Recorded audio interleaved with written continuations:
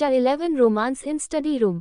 अब आगे। अगली सुबह इरा बहुत थकी और कमजोर होने के कारण सुबह देर तक सोती रहती है और न ही कोई उसे डिस्टर्ब करता है, क्योंकि अव्यान ने ही सब सिखा रखा था कि इरा की नींद में कोई प्रॉब्लम नहीं होनी चाहिए, इसलिए कोई उसे डिस्टर्ब नहीं करता। सुबह के 10 बजे इरा की धीरे धीरे खुलती है। ग्लास डोर से सीधे सूरज की रोशनी इरा के मखमली वाइट ब्लैंकेट पर पड़ती है। इरा उठकर बैठती है और चारों तरफ देखती है, पर उसे वहां अव्यान नहीं मिलता। ये देखकर वो चैन की सांस लेती है और वॉशरूम चली जाती है। फ्रेश होने के बाद वो बाथरोब में बाहर आती है, क्लोजेट रूम की तरफ बढ़ जाती है। फैथम पैंट ब्लैक कलर का और वी-नेक सिल्वर कलर का टॉप निकालती है, जिसमें उसकी पलती गोरी कमर बहुत अच्छे से दिख रही थी।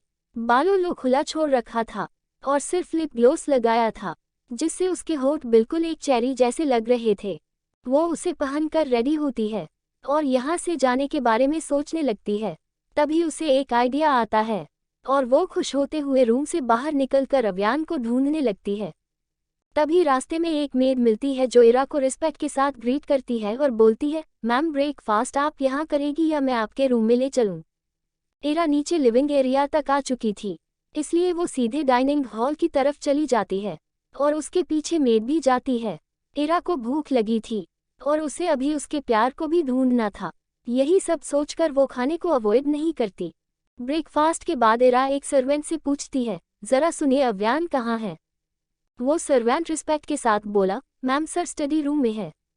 इरा स्टडी रूम का डायरेक्शन पूछकर उस तरफ चली जाती है। टीम में अध्यान एक वीडियो कॉल की इम्पोर्टेंट मीटिंग में था, जहां पर विदेशी लोग उससे कनेक्टेड थे और वो मीटिंग कर रहा था। तभी उसका गेट खुलता है, वो भी बिना नॉक। अव्यान डिस्टर्ब हो जाता है और अपनी तबाह कर देने वाली नज़रों से गेट की तरफ देखता है। वो जब उस तरफ देखता है तो बस देखता ही रह जाता है, क्योंकि इरा एक शाइनिंग स्टार की तरह लग रही थी। उसकी पर्सनैलिटी बहुत ही ज़्यादा अट्रैक्टिव लग रही थी। अव्यान इरा से नजरें हटाकर वीडियो कॉन्फ्रेंस वालों से सख्त टोन में बोला, मीटिंग इज ओवर। ये सुनकर सभी वीडियो कॉल वाले शॉक्ड हो जाते हैं, क्योंकि अव्यान कभी ऐसे बीच में मीटिंग नहीं रोकता था, पर सभी को उसकी बात माननी ही थी, इसलिए वो लोग भी कॉल कट कर देते हैं। अव्यान अब इरा की ओर देखता है, जो उसे ही घूर रही थी और कुछ बोलने को कोशिश कर रही थी। अव्यान इरा की तरफ अपने कदम बढ़ाता है। इरा बेचैनी से उसे अपने पास आता देखती है और 2 कदम पीछे लेते हुए बोली, वो मुझे बाहर जाना है। ये कहकर इरा चुप हो जाती है और अव्यान भी रुक जाता है और इरा को घूरते हुए बोला, बाहर कहाँ जाना है तुम्हें, मुझे बताओ, मैं तुम्हें अपने साथ ले चलूंगा। इरा जल्दी से मना करते हुए बोली, नहीं तुम नहीं, मुझे अकेले जाना है। मेरी एक फ्रेंड है, मुझे उससे ही मिलना है, वो यही पास में ही रहती है। उद्धरण चिन्ह। अव्यान एकटक इरा के चेहरे को देखता है, फिर कुछ सोचते हुए उसकी तरफ अपने कदम बढ़ा देता है। इरा पीछे होने लगती है, पर वो गेट के पास थी, इसलिए वो गेट से टिक जाती है और अव्यान उसके बिल्कुल सामने आ जाता है। इरा अपने छोटे हाथों से अव्यान और अपने बीच डिस्टेंस बनाने लगती है, पर अव्यान उसके दोनों हाथ को अपने एक हाथ से पकड़ लेता है और इरा को गेट पर प्रेस करते हुए उसकी बड़ी बड़ी आंखों में देखते हुए बोला, अगर तुम बाहर जाना चाहती हो तो इसमें मुझे क्या मिलेगा जो मैं तुम्हें बाहर जाने दूं? इरा अपनी नज़रों में नफरत लिए अव्यान की तरफ देखती है और गुस्से में बोलती है, क्या चाहिए तुम्हें, बोलो। अव्यान सपाट लहजे में बोला, तुम चाहिए मुझे, और मैं तुम्हें तभी जाने दूंगा जब तुम न अपने उस सौतेले भाई से मिलेगी और न भागने की कोशिश करोगी, वरना तुम्हारी दोस्त, क्या नाम है उसका, हाँ सायरा, वो अभी भी मेरे आदमियों के नज़रों में है। तुम्हारी एक गलती हुई और उधर उसकी जान गई। उद्धरण। इरा नफरत और कड़वेपन में बोली, कब तक करोगे इस तरह ब्लैकमेल? इसी तरह ब्लैकमेल करके शादी की तुमने, जो मैं बिल्कुल नहीं चाहती थी। फिर मुझे अपने भाई से भी नहीं मिलने दिया। तुमको पता है तुम बहुत ही निहायती घटिया इंसान हो। उद्धरण चिन्ह। अव्यान सिग्नेचर स्माइल करते हुए बोला, मुझे पता है वाइफी में हूँ घटिया और मुझे शर्म भी नहीं है, और मैं तुम्हें जाने दे रहा हूँ, पर मेरे 2 गार्ड्स तुम्हारे साथ जाएंगे। इरा को बहुत गुस्सा आ रहा था, पर वो यही सोच रही थी कि कम से कम राजी तो हुआ ये, फिर चाहे बॉडीगार्ड्स ही क्यों न हो, उन लोगों से तो मैं आसानी से पीछा छुड़ा लूंगी। इरा ओके बोलकर जाने के लिए पलटती है, तभी अव्यान उसकी पलती बटन जैसी कमर को खींचकर अपने आप से सटा लेता है। इरा चौंक जाती है अचानक से और फिर गुस्से से अव्यान की तरफ देखती है। अव्यान अपनी गहरी नजरों से इरा को देखते हुए सेडिक्टिव टोन में बोला, इतनी जल्दी नहीं, पहले जो तुमने मुझे सिड्यूस किया है उसकी सजा तो लेती जाओ। उद्धरण चिन्ह। इरा खींचते हुए बोली, आयुसिक, मैंने कब तुम्हें सेड्यूस किया और मुझे नहीं लेनी तुम्हारी सजा। ये कहकर वो उससे दूर होती है, पर अव्यान उसे कमर से पकड़ते हुए दीवार से सटा देता है और इरा के चेरी जैसे होठों पर जबरदस्ती अपने होठ रख देता है। इरा उसके ऊपर अपने छोटे छोटे हाथों के मुंह के मार रही थी, पर अव्यान को कोई फर्क नहीं पड़ता है और वो बेतहाशा उसके होठों को सक करने लगता है। इरा उसे मारते मारते थक जाती है, पर अव्यान उसे नहीं छोड़ता। उल्टा उसके हाथों को अपने एक हाथ में पकड़कर उसके सर के ऊपर रख लेता है और उसके होठों से अलग होकर उसके फेस की तरफ देखता है। इरा लंबी लंबी सांसें ले रही थी। अव्यान एक बार फिर उसके होठों को अपने होठों से जोड़ देता है और अपने एक हाथ को इरा के पलती कमर से होते हुए ऊपर की तरफ बढ़ने लगता है। इरा उससे छूटने की कोशिश कर रही थी, पर अव्यान के इतने मस्कुलर बॉडी के आगे इरा कुछ नहीं थी। अव्यान अपने हाथ इरा के सीने तक ले जाता है, पर इरा के अंडरगारमेंट की वजह से वो टच नहीं कर पाता। इसलिए वो अपने हाथ इरा की पीठ पर ले जाता है और उसके ब्रा की हुक खोल देता है। इरा की आंखें बड़ी हो जाती है ये फील करके। अव्यान अब अपने हाथों को इरा के सीने पर रखकर सहलाने लगता है और उसके होठों को बेतहाशा सक करने लगता है। अव्यान के हाथ इरा के दोनों सीने पर किसी बटक की तरह नाच रहे थे। वो उसके सीने को प्रेस कर रहा था।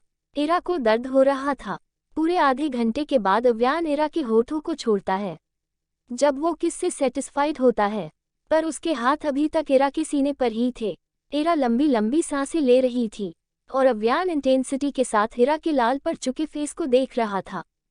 इरा उसके हाथ जो उसके सीने पर थे गुस्से से बाहर निकालती है, पर अव्यान नहीं निकालता। इरा चिल्लाते हुए बोली, तुम जानवर हो कि पूरे जानवर, जो मुझे खाने से पहले एक बार नहीं सोचता। कोट। तभी एक आह इरा के मुंह से निकलती है। अव्यान ने उसके चेस्ट को जोर से प्रेस कर दिया था।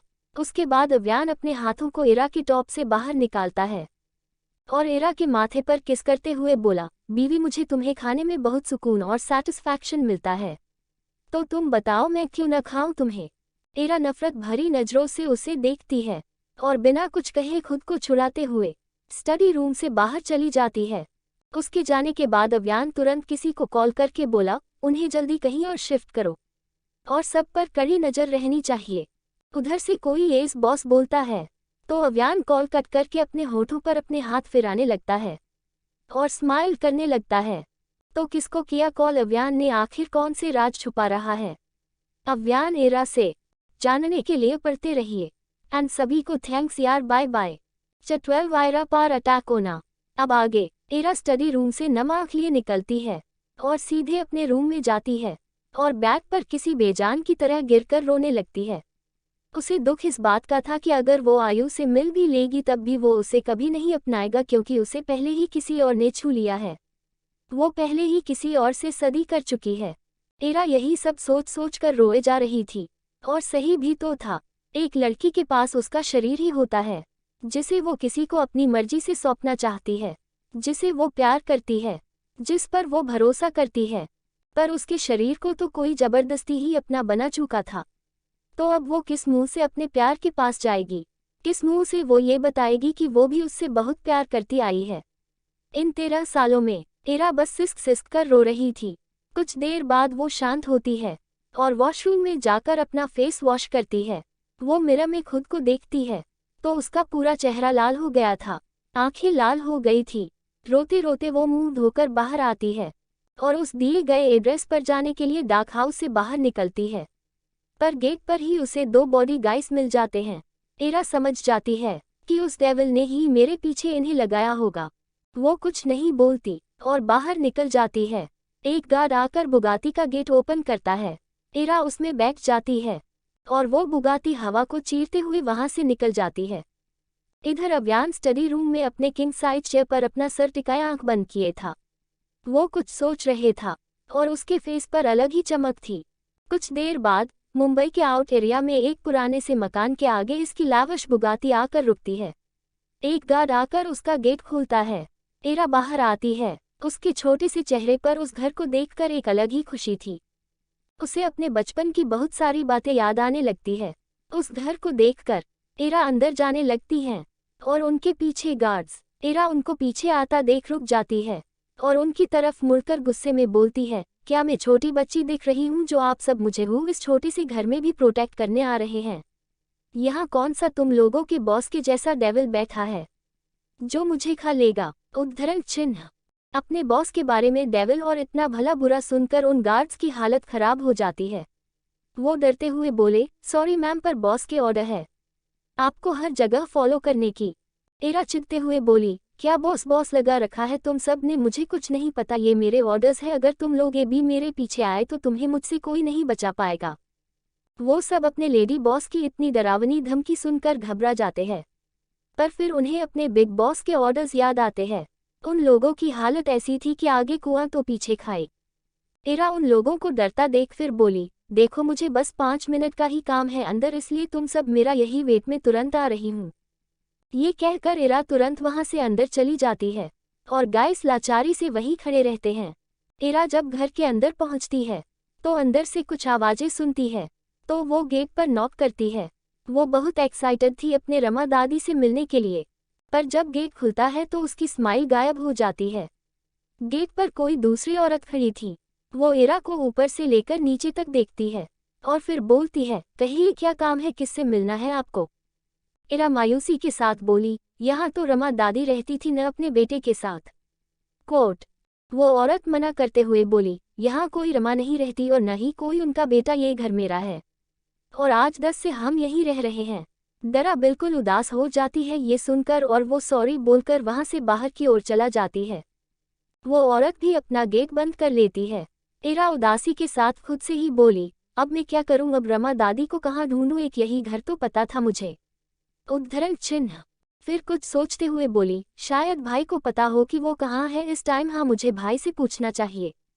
लेकिन फिर उदास होते हुए बोली, पर भाई तो मुझसे बहुत नाराज है और उस डेविल को पता चला कि मैंने अपने भाई से बात की है तो कहीं वो सायरा और आंटी को कुछ न कर दे।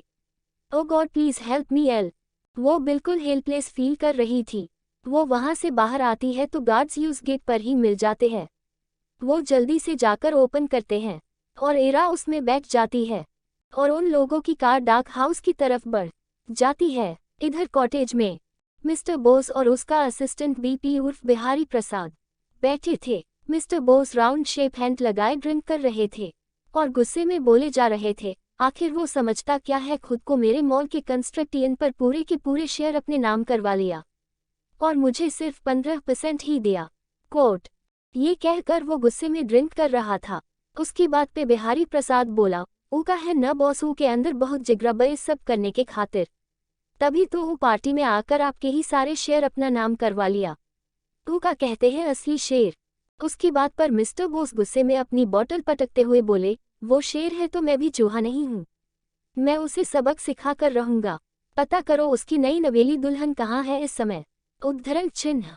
बिहारी प्रसाद डरते हुए बोला, बॉस एक बार फिर सोच लो, अगर वो का पता चला तो आप दुनिया से गए समझो। उद्धरण चिन्ह। मिस्टर बोस गुस्से से उसे घूरने लगे तो बिहारी प्रसाद चुपचाप वहां से अपना काम करने चला गया। इधर एरा अभी रास्ते में ही थी, तभी उन लोगों की कार अचानक से रुक जाती है तो इस एक गार्ड से पूछती है, क्या हुआ, कार क्यों रोक दी? गार्ड बोला, मैम रुकिए देखकर बताता हूँ, शायद कोई प्रॉब्लम हो गई है। एरा कुछ नहीं कहती है, सर सीट से टिका देती है। जो गार्ड बाहर चेक करने गया था वो जब अपने कार की टायर को देखता है तो शॉक हो जाता है, क्योंकि वहां आसपास बहुत सारी कीलें गिरी हुई थी, जैसे किसी ने जानबूझकर किया हो ये सब। हालांकि वो गार्ड्स बहुत ट्रेन्ड थे और हाई प्रोफाइल वाले थे, इसलिए वो लोग तुरंत इस बात को समझ जाते हैं कि अभी उन पर अटैक होने वाला है। वो लोग ये सोच ही रहे थे कि तभी गोलियों के चलने की आवाज आने लगती है। एरा डर के मारे तुरंत उठ जाती है। तो किसने भेजा है इन सबको? क्या करेगा अब अव्यान? क्या बचा पाएगा इसको? वो जानने के लिए पढ़ते रहिए। बाय बाय, इन सबको थैंक्स। 13 मेरी जान को लेकर आओ। अब आगे। एरा बहुत घबरा जाती है। तभी एक गार्ड जल्दी से आकर एरा से बोला, मैम प्लीज आप अंदर ही रहना, बाहर मत आइएगा, हम सब संभाल लेंगे यहाँ। एरा डरते हुए बोली, पर ये सब क्या है? ये गोलियां क्यों चल रही है? वो गार्ड अपनी गन निकालते हुए बोला, मैम किसी ने हम पर अटैक कर दिया है और अभी हम 2 ही लोग हैं। इसलिए आप कार से बाहर मत आइएगा। ये कहकर वो दोनों गार्ड्स अपनी अपनी गन निकालकर शूट करने लगते हैं। चारों तरफ गोलियां ऐसे चल रही थी जैसे कि दिवाली हो। इरा दरी सहमी सी कार के अंदर ही बैठी थी। तभी 3-4 कार आकर इरा की कार और उन दोनों गार्ड्स को घेर लेते हैं। इस विंडो से बाहर देखती है। उस कार से बहुत सारे लोग निकलते हैं और उनके हाथ न थी। इरा बहुत घबरा गई थी, पर वो दोनों गार्ड्स किसी शेर की तरह उन सब पर वार कर रहे थे। तभी कोई पीछे से दोनों गार्ड्स के पैर पर गोली चला देता है। वो दोनों समझ नहीं पाते और घुटनों के बल गिर जाते हैं। पर तब भी वो दोनों शूट कर रहे थे। जिसने पीछे से वार किया था वो उन सब का लीडर था। तभी उसके पास किसी का कॉल आता है और वो बोलता है, जी बॉस, हमने इन लोगों को घेर लिया है। उधर से कोई बोला, खत्म करो और मेरी जान को मेरे पास लेकर आओ जल्दी। और याद रहे, मेरी जान को एक खरोच तक नहीं आनी चाहिए। इधर से वो लीडर बोला, जी बॉस, हम मैडम को लेकर आते हैं। उद्धरण चिन्ह। ये कहकर वो आदमी कॉल कट कर देता है और उधर वाला आदमी किसी शैतान की तरह हंसने लगता है। इरा कार में बैठी थी, उसकी आंखों से आंसू बह रहे थे। वो बाहर हो रहे खून खराबे को बर्दाश्त नहीं कर पा रही थी। तभी कोई उसके गेट को बाहर से अनलॉक करता है। इरा घबरा जाती है। ये वही उन सब का लीडर था। वो आगे आकर इरा का हाथ पकड़कर उसे खींचते हुए कार से बाहर निकालता है। इरा रोते हुए उससे अपना हाथ छुड़ाते हुए बोली, क्या कर रहे हो ये, तुम छोड़ो मुझे, प्लीज छोड़ो मुझे। पर वो आदमी नहीं सुनता और इरा को खींचते हुए कार से बाहर निकाल देता है। इरा जब नीचे जमीन पर देखती है तो उसके गार्ड्स नीचे खून से लथपथ बेहोश पड़े थे। इरा और तेज रोने लगती है। और रोए भी क्यों न, उसने आज तक ये सब सिर्फ फिल्मों में ही देख रखा था और अब उसकी लाइफ में ये सब रियल में हो रहा है। वो ये सब कैसे ही सहन कर लेती। वो आदमी किसी राक्षस की तरह इरा को खींचते हुए अपनी कार में ले जा रहा था। इरा उससे छूटने की कोशिश कर रही थी। तभी 6-7 कार वहां आकर रुकती है। उन सभी कारों में एक ही नेम प्लेट लगा हुआ था और एक ही तरह का सिंबल लगा हुआ था। वो सारी कार आकर उन सभी को घेर लेती है। वो आदमी कार देखकर समझ जाता है कि ये किसकी कार है। वो आदमी अपने सभी आदमियों को ऑर्डर देते हुए बोला, शूट देम। उन सभी कार से वेल ट्रेन्ड बॉडीगार्ड्स निकले और उन सभी के हाथ में राइफल थी और वो लोग एक दूसरे पर गोलियों की बरसात करने लगे। तभी पीछे से एक लग्जरियस मर्सिडीज आकर रुकी और उसमें से एक हैंडसम, अट्रैक्टिव और चार्मिंग लड़का बाहर निकला। उसके फेस पर कोई इमोशन नहीं था। उसके हाथ में साइलेंसर गन थी जिसे उसने उस आदमी के हाथ पर पॉइंट कर रखा था।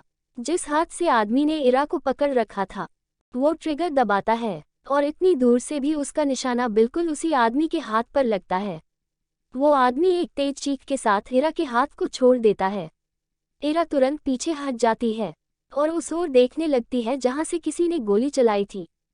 इरा जब वहां देखती है तो दिव्यान रावल अपने एक हाथ को अपने पॉकेट में डाले और दूसरे हाथ से गन को पकड़े, आंखों में ब्लैक गॉगल्स लगाए, 3-पीस सूट जो पूरा ब्लैक था। वो किसी गैंगस्टर की तरह बड़े स्टाइल और एटीट्यूड में खड़ा था। धूप की वजह से उसकी पूरी बॉडी अलग तरह से चमक रही थी और उसका गोरा रंग और भी कमाल लग रहा था। हरा उसे देखकर और गुस्से में आ जाती है और रोते हुए उसके पास जाती है और चिल्लाते हुए बोली, ये सब तुम्हारी वजह से हो रहा है। आज मेरी जिंदगी खून खराबे से भर चुकी है। तुम्हारी दुश्मनी की वजह से सब मुझे टारगेट कर रहे हैं। दिव्यान इरा की बातें बड़े गौर से सुन रहा था। वो इरा को अपने पास खींचकर उसे कमर से टाइट पकड़ लेता है और उसके माथे पर किस करते हुए नॉर्मल आवाज में बोला, तुम्हें कैसे पता कि ये लोग मेरी दुश्मनी की वजह से कर रहे हैं? ये भी तो हो सकता है कि ये लोग सिर्फ तुम्हें ही लेने आए हों। इरा उसकी बाहों से छूटते हुए और न समझते हुए बोली, व्हाट डू यू मीन, मुझे लेने आए हों? मेरी यहाँ किसी से कोई दुश्मनी नहीं है। इनफैक्ट मैं तो ठीक से जानती भी नहीं यहाँ। उद्धरण चिन्ह। अव्यान उसे गले लगाते हुए और अपने गन को उस आदमी के माथे पर पॉइंट करते हुए बोला, तुम बहुत भोली हो, अभी पर धीरे धीरे सब जान जाओगी। कहकर वो इरा के कंधे पर अपना चिन टिकाकर उस आदमी के ऊपर गोली चला देता है। वो आदमी तुरंत वहीं मर जाता है। इरा तो अपने इतने करीब से गोली चलने से एकदम डर जाती है और अव्यान को कसकर पकड़ लेती है। अव्यान भी उसे अपनी बाहों में भर लेता है और उसे शांत कराते हुए बोला, कॉम डाउन वाइफी, वो मर गया। मैंने उसे मार दिया क्योंकि उसने तुम्हें मुझसे दूर करने की कोशिश की। और भी बाकी सब मरेंगे जो जो तुमको मुझसे दूर करेगा। इरा अव्यान की इतनी खतरनाक बातों को सुनकर बेहद डर जाती है। और धीरे से एक नज़र उस आदमी को देखती है जो मर चुका था। इरा जल्दी से अपनी नजरें हटा लेती। अव्यान उसे अपनी बाहों में उठाकर कार में ले जाता है और वो दोनों सीधे डार्क हाउस की तरफ निकल जाते हैं। कुछ देर बाद डार्क हाउस के बाहर अव्यान की माँ सीधे से आकर रुकती है। इरा डर और टेंशन की वजह से कार में ही सो जाती है। अव्यान उसे अपनी बाहों में उठाकर डार्क हाउस के अंदर ले जाता है और इसको बेड पर अच्छे से लेटा देता है। फिर उसके होठों पर हल्की सी किस करके बाहर निकल जाता है। इस समय उसकी आंखों में खून था, जो अभी तक इरा के आगे शांत था, वो अभी गुस्से में जल रहा था। वो सीधे अपने स्टडी रूम में जाता है। वहाँ रंजय और एक भरोसेमंद गार्ड पहले से ही उसका वेट कर रहे थे।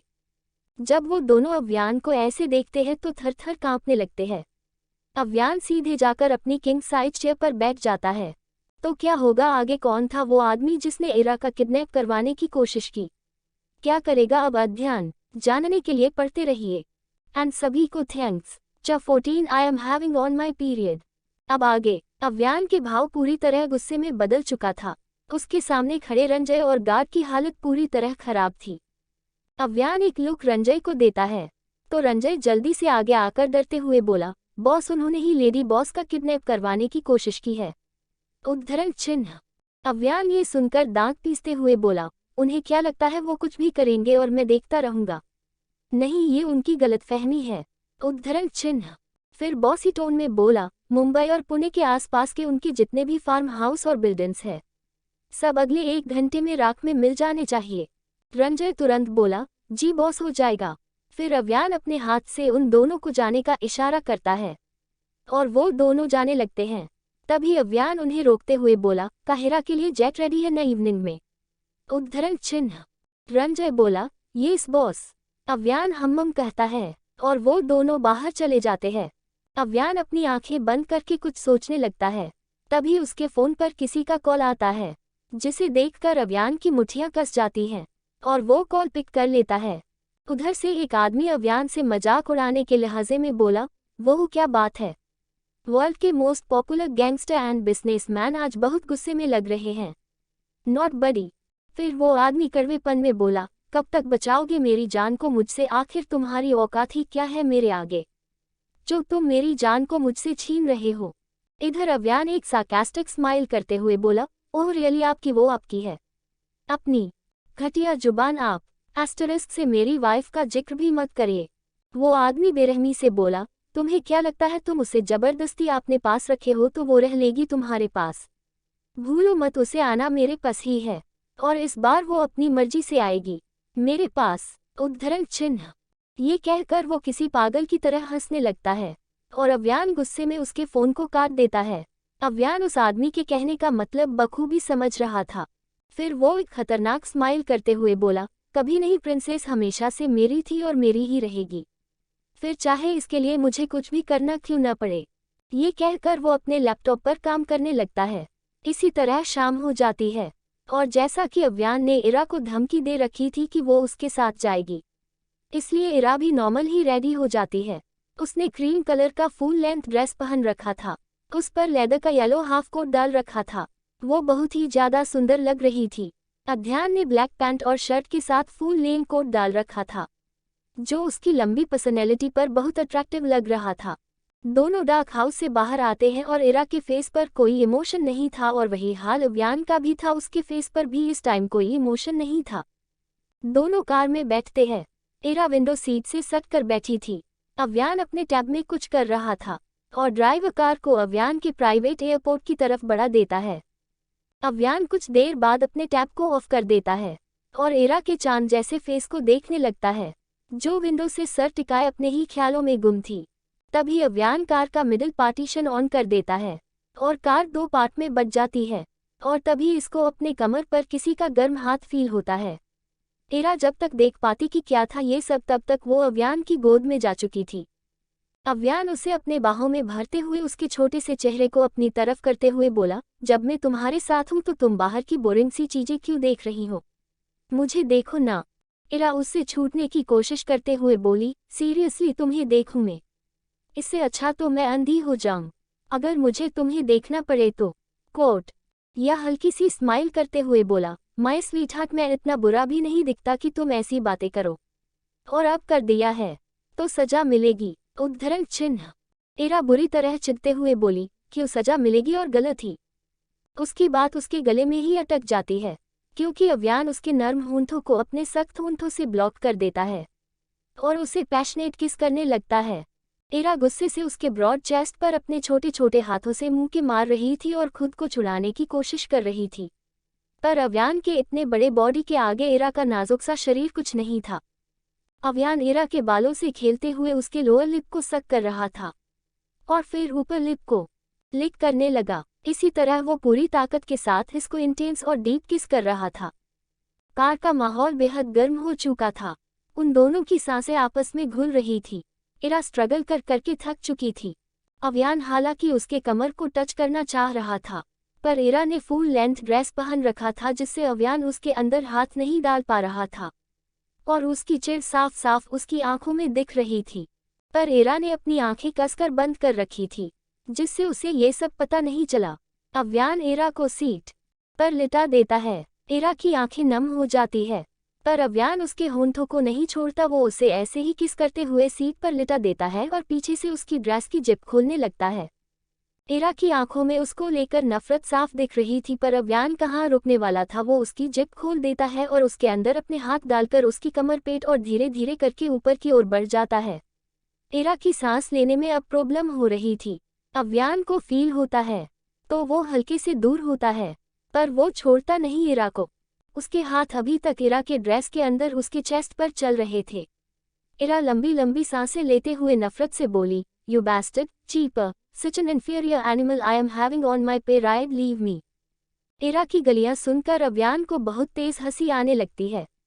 वो हंसते हुए बोला, ओ माई लिटिल वाइफ, इतने अच्छे अच्छे नाम, और मुझे पता है तुम्हारे पीरियड्स आए हैं, इसीलिए तो मैं इससे काम चला रहा हुआ, वरना मैं तुमको बिल्कुल नहीं छोड़ता। इरा उसे खुद दूर धक्का देते हुए बोली, तब भी ये घटिया हरकतें कर रहे हो, कम से कम कुछ दिन तो मुझे जीने दो। अव्यान हंसते हुए उसके ऊपर से उठ जाता है और इरा की ड्रेस बंद कर देता है। फिर उसके बालों को भी सही से करने लगता है, जो पूरे बिखर गए थे उसके किस करने से। इरा उससे दूर हो जाती है। अव्यान भी अपने कपड़े ठीक करके बैठ जाता है। तभी उनकी कार रुक जाती है और ड्राइवर बोलता है, बॉस हम पहुंच गए। अध्यान हम बोलता है और कुछ गार्ड्स आकर गेट खोलते हैं। अध्यान इरा का हाथ पकड़कर कार से बाहर निकलता है। फिर वो लोग अपने प्राइवेट जेट की तरफ बढ़ जाते हैं। उनके साथ उनका पीए रंजय पहले से ही उनका वेट कर रहा था और सभी जाकर जेट पर बैठ जाते हैं। तभी अव्यान के फोन पर फिर उसी आदमी का फोन आता है। अव्यान के फेस पर एक एविल स्माइल आ जाती है और वो इरा के साइड में बैठते हुए इरा के हाथों को पकड़ते हुए उस आदमी से बोला, तो बताए न्यूज मिल ही गई होगी आपको। तो इरा अपने हाथों को उससे छुड़ाने की कोशिश कर रही थी, पर कोई मतलब नहीं था। उधर से वो आदमी बेहद गुस्से में बोला, तुम्हारी हिम्मत कैसे हुई मेरी प्रॉपर्टीज बर्बाद करने की, तुमको मैं अब नहीं छोड़ूंगा। You wait and watch. Avyan signature smile करते हुए बोला, okay I am desperately waiting. ये कहकर वो कॉल कट कर देता है और उनका जेट काहिरा मिस्र के लिए उड़ान भर लेता है। What will happen in Kahira we'll see in next part. Till then bye bye. And Faria ji pocket F वालों का मुझे भी कुछ अता पता नहीं रहता है, ये अपना सब कुछ चेंज ही करते रहते हैं। एंड सभी को बड़ा वाला थैंक्स, क्योंकि मेरी ये नॉवेल भी ट्रेडिंग में है। It's all happened because of your guys, thanks adding bye bye. 15 hours पूरी कर रहे हो। अब आगे काहिरा इंटरनेशनल एयरपोर्ट। ऐसा माना जाता है कि ये अफ्रीका का दूसरा सबसे व्यस्त हवाई अड्डा है। अव्यान का जेट उसके प्राइवेट एरिया में आकर रुकता है। इरा तो सफर में ही सो चुकी थी और अव्यान उसे अपनी गोद में लेकर जेट से नीचे उतरता है। चूंकि अव्यान दुनिया का मोस्ट गैंगस्टर और बिजनेस टाइकून था, इसलिए उसकी कई देशों में बहुत सारी प्रॉपर्टीज थी और ऑफिसेस थे। इसलिए अव्यान जब एयरपोर्ट से बाहर आता है तो उसके गार्ड्स उसे लेने आए हुए थे और फिर अव्यान अपने बंगले की तरफ उन सब के साथ निकल जाता है। कुछ देर बाद अव्यान की आलीशान मर्सिडीज एक शानदार इजिप्टियन वाइट बंगले के आगे आकर रुकती है। वो बंगला काफी शानदार लग रहा था। अव्यान इरा को ऐसे ही बाहों में लेकर अपने बेडरूम में ले जाता है और उसे किंग साइज राउंड बेड पर अच्छे से लिटाकर एग का टेम्परेचर नॉर्मल मोड में करके उसे ब्लैंकेट से कवर कर देता है। फिर एक नज़र इरा के प्यारे से फेस को देखता है जो बहुत सुकून से सो रही थी। अव्यान झुककर उसके पिंक होंठों पर एक लाइट किस करता है और खुद फ्रेश होने चला जाता है। हालांकि अब सुबह हो चुकी थी, इसलिए अव्यान रेडी होकर सीधे अपने ऑफिस के लिए निकल जाता है, क्योंकि उसके आने वाले 4-5 दिन बहुत बिजी रहने वाले थे और उसका प्रोजेक्ट भी काफ़ी बड़ा था, इसलिए वो अब कम ही अपने बंगले पर आने वाला था। सुबह के 10 बज चुके थे, तब कहीं जाकर इरा की बड़ी बड़ी पलकें धीरे धीरे खुलती है, तो उसे एक पल समझ ही नहीं आता कि वो है कहाँ। फिर उसे रात का याद आता है कि वो तो सफ़र में ही सो गई थी, इसलिए शायद वो इस वक्त काहिरा में है। वो बेड पर उठकर बैठती है और एक नज़र पूरे रूम को देखती है। वो रूम काफ़ी बड़ा, लग्जरियस और हाई मेंटेनेंटेड था, जिसे बहुत खूबसूरती से सजाया गया था। इरा बेड से उठती है और ग्लास डोर को साइड करके बालकनी में आती है और सामने का नज़ारा देख उसे और भी ज़्यादा अच्छा लगने लगता है, क्योंकि चारों तरफ ग्रीनरी था, नीचे बड़ा सा स्विमिंग पूल था। इरा ये सब देख काफ़ी रिफ्रेशिंग फील करती है। कुछ देर वहीं खड़े रहने के बाद वो फ्रेश होती है और सिंपल सा टी शर्ट और प्लाजो पहन लेती है। फिर वो नीचे आती है और सीधे डाइनिंग एरिया की तरफ जाती है। उसे लगा था कि शायद वो और अव्यान यहाँ अकेले ही है, इसलिए उसने सोचा कि खुद से ही ब्रेकफास्ट बना लेती हूँ। पर जब वो वहाँ पहुँची तो सारी उसकी फेवरेट चीज़ें डाइनिंग टेबल पर सजी हुई थी। इरा के फेस पर इतने दिनों बाद खुद की फेवरेट खाने की चीज़ों को देखकर अलग ही चमक आ जाती है। तभी वहाँ उस बंगले की केयरटेकर आती है और उनकी उम्र लगभग 50 साल की थी। वो इरा को ग्रीट करते हुए बोली, good morning madam, please breakfast कर लीजिए, सर ने कहा है। और सर ने ये भी कहा है कि वो कुछ दिनों तक घर नहीं आएंगे, तो इसलिए मुझे आपका पूरा ख्याल रखना होगा। तारांकन। इरा अव्यान के कुछ दिन तक घर न आने की बात सुन बहुत खुश हो जाती है और खुशी खुशी आकर अपना ब्रेकफास्ट करने लगती है। वो औरत जिसका नाम हमीदा था, वो इरा को ऐसे खुश देख स्माइल करने लगती है। हमीदा को इरा बहुत मासूम लगती है। इरा ब्रेकफास्ट करके लिविंग एरिया में जाकर बैठ जाती है और सोचने लगती है। वो कुछ सोचते हुए खुद से बोली, वो डेविल तो कुछ दिन तक यहाँ आएगा नहीं, तो अब मुझे इन दिनों में ही अपने आयु के बारे में पता लगाना होगा। पर कैसे पता लगाऊं, कुछ समझ नहीं आ रहा। वो कुछ सोच ही रही थी कि उसके दिमाग में कुछ आता है और वो तुरंत सायरा को कॉल करती है। इधर इंडिया में चोपड़ा विला, नकुल चोपड़ा के हाथ में लगी गोली की वजह से उनका एक हाथ पैरालाइज्ड हो गया था, इसलिए वो अब अपने एक ही हाथ से अपना काम कर रहा था। पर वो जब भी अपने हाथ को देखता, उसे बचपन से लेकर आज तक इरा पर जितने टॉर्चर किए थे, जितने उसे मारा था, सब याद आने लगता था और उसे किसी और की भी याद आती थी। जब कोई उसे कहता था कि एक दिन इन्हीं हाथों को तुम्हारे जिस्म से उखाड़ फेंकूंगा, और आज सच भी हो गई उसकी बात। ये सब सोचते सोचते नकुल चोपड़ा की आंखें नफरत और गुस्से से जलने लगी। वो इस समय अपने बेड पर बैठा था। उसने गुस्से से अपने बगल रखे नाइट लैम्प को उठाकर फेंक देता है और पागलों की तरह चिल्लाते हुए बोला, अव्यान रावल, तुम ऐसी मौत मरोगे कि मौत भी तरस खाएगी तुम पर, और मेरी जान से बढ़कर बहन को तो मैं फिर से अपने कैद में कर लूंगा, तुम देखते जाओ। उद्धरण चिन्ह। ये कहकर वो किसी को कॉल करता है। उधर वो आदमी कॉल उठाता है, पर नकुल चोपड़ा उसके बैकग्राउंड की आवाज़ें सुन थोड़ा शर्मा जाता है, क्योंकि किसी लड़की की सिसकियां उसके फ़ोन से साफ साफ सुनाई दे रही थी। वो आदमी चिढ़ते हुए नकुल चोपड़ा से बोला, क्या हुआ, सुबह सुबह क्यों डिस्टर्ब किया। नकुल भी फिर गुस्से से बोला, और जो तुम सुबह सुबह अपनी हवस पूरी कर रहे हो, शर्म नहीं आती? न सुबह देखो न शाम, बस इन्हीं सब में लगे रहते हो। वो आदमी उधर से नकुल चोपड़ा पर भड़कते हुए बोला, तुम भूल रहे हो कि तुम किससे बात कर रहे हो, इसलिए माइंड योर लैंग्वेज। उद्धरण चिन्ह। नकुल खुद को शांत कराते हुए बोला, अच्छा सॉरी, वो मैं पहले से ही गुस्से में था। मैं ये कह रहा था कि तुम अपना काम कब से शुरू कर रहे हो। वो आदमी जो उस लड़की के ऊपर था, इस बात को सुनकर उसके ऊपर से उठते हुए बोला, शुरू कर दिया है, पर उसने मेरी करोड़ों की प्रॉपर्टीज बर्बाद कर दी, और मैंने सुना है कि वो अभी इंडिया में नहीं है, पर कहाँ है ये नहीं पता, इसलिए वो इंडिया आएगा तो सीधे वार होगा अब, क्योंकि मैं अब अपनी जान को अपनी बाहों में लेना चाहता हूँ। ये कहकर वो आदमी उस लड़की को जाने का इशारा करता है, जो बिल्कुल नेक्ड थी, और ऐसा लग रहा था उसे देखकर कि जैसे किसी जानवर ने उसे कुचला हो। वो लड़की भी इसी टाइप की थी, इसलिए वो भी एक लस्टफुल स्माइल करके अपने कपड़े लेकर उस रूम से बाहर चली जाती है। नकुल चोपड़ा उस आदमी की बात सुन बोला, ठीक है आने दो, तब मिलकर देखेंगे। और मेरी बहन भी बहुत। वो इतना ही बोला था कि उधर से वो आदमी गुस्से में बोला, don't dare talking nonsense for her otherwise I kill firstly you and then him. Nakul Chopra उसकी डरावनी धमकी सुन कुछ नहीं बोला और फिर बस हाँ कहकर कॉल कट कर दिया। वो आदमी भी एक केवल स्माइल करते हुए अपने कपड़े पहनने लगा। काहिरा में इरा गार्डन में टहल रही थी और अपने ही ख्यालों में गुम थी। तभी उसके फ़ोन पर सायरा का मैसेज आता है, जिसे पढ़कर इरा की आंखें तारों की तरह चमकने लगती है। उसमें किसी का सोशल मीडिया अकाउंट था जो मिस्टर अमन मेहरा के नाम से था। इरा जल्दी से उस अकाउंट को ओपन करती है और अमन मेहरा को एक मैसेज सेंड करती है और रिप्लाई आने का वेट करने लगती है। पर कुछ देर बीत जाता है तब भी रिप्लाई नहीं आता। इरा परेशान होकर इधर से उधर बार बार अपने फ़ोन को चेक करते हुए टहलने लगती है, पर काफ़ी देर बीत जाता है पर कोई रिप्लाई नहीं आता।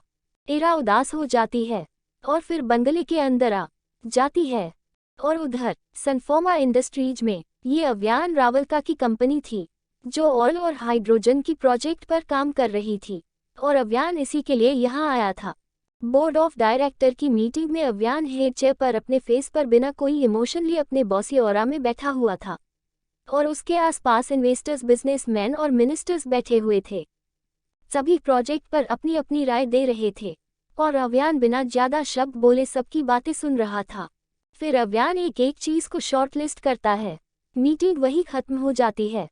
बंगले में इरा अपने बेड पर बैठी अभी तक रिप्लाई आने का वेट कर रही थी।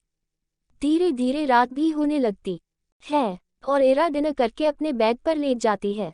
वो सोने ही जा रही थी कि उसके फ़ोन में किसी का नोटिफिकेशन आया। इरा तुरंत उसे चेक करने लगी। वो बहुत खुश लग रही थी, पर जैसे ही उसने मैसेज पढ़ा उसके चेहरे के तो रंग ही उड़ गए। उसका चेहरा तुरंत मुरझा गया। तो क्या आया था उस मैसेज में? आखिर क्या होगा अब इरा की लाइफ में? जानने के लिए पढ़ते रहिए। एंड सभी को thanks a lot. Bye bye. 16 तुमने ड्रिंक की है।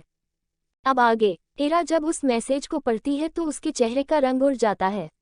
उसका छोटा सा चेहरा पीला पड़ जाता है और आंखों से बेहिसाब आंसू बहने लगते हैं, क्योंकि उस मैसेज कुछ ऐसा लिखा था, सॉरी मैं आपको नहीं जानता पर आप जिसके बारे में पूछ रही है उसका 7 साल पहले एक बहुत भयानक कार एक्सीडेंट हो गया था और आज तक उसकी बॉडी नहीं मिली, इसलिए मुझे भी नहीं पता कि मेरा दोस्त कहाँ है। इसी मैसेज को पढ़कर इरा रोए जा रही थी।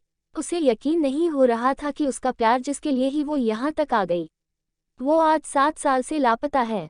उसका एक्सीडेंट हो गया था और उसकी बॉडी तक नहीं मिली। इरा अपने सर को अपने घुटनों के बीच छुपाकर खूब रोए जा रही थी, पर उसे अभी तक भरोसा नहीं हुआ कि उसका आयु इस दुनिया में नहीं। उसे अभी भी लग रहा था कि ये झूठ है। वो ऐसे ही रोते रोते सो जाती है। और उधर सनफार्मा इंडस्ट्रीज में अव्यान देर रात तक काम कर रहा था। रंजय भी उसी के साथ था। अव्यान काफी का घूंट फरते हुए रंजय से बोला, वहाँ क्या चल रहा है? रंजय वहाँ का मतलब समझ जाता है, इसलिए वो तुरंत बोला, हमीदा जी को कॉल किया था, लेडी बॉस डिनर करके सो चुकी है। उद्धरण चिन्ह। अव्यान फाइल रखते हुए हम जवाब देता है और फिर से काम करने लगता है। अगली सुबह इरा की आंख सुबह 10 बजे खुलती है। वो बिस्तर से उठती है और अपने आसपास देखती है, फिर खुद से ही बोली, अच्छा तो सच में वो डेविल कुछ दिन घर नहीं आएगा। सही है मेरे लिए ही। उद्धरण चिन्ह। तभी उसे कल रात का मैसेज याद आता है। उसके दिल में फिर से चुभन होने लगती है, पर वो अपने मन को समझाती है कि नहीं ये सब झूठ है, मैं उसे ढूंढूंगी, वो जिंदा है। ये सोचकर ही उसके दिल एक सुकून मिलता है। वो उठकर फ्रेश होती है और नीचे ब्रेकफास्ट करने जाती है। इसी तरह इरा का डेली रूटीन हो जाता है। वो सुबह उठती, ब्रेकफास्ट करती और हमीदा जी से बातें करती या फिर गार्डन में टहलती और रात को डिनर करके सो जाती, क्योंकि वो अब इंडिया जाकर ही कुछ कर सकती थी, यहाँ कुछ नहीं कर सकती थी। और उधर अव्यान भी अपने काम में बिजी था। वो रंजय से बस इरा के बारे में पूछ लिया करता था, बस बाकी फिर काम करने लगता। देखते ही देखते 1 हफ्ते बीत जाते हैं। अव्यान इतने दिनों में एक बार भी घर नहीं आता। इरा भी खुश थी, उसे भी फर्क नहीं पड़ता था।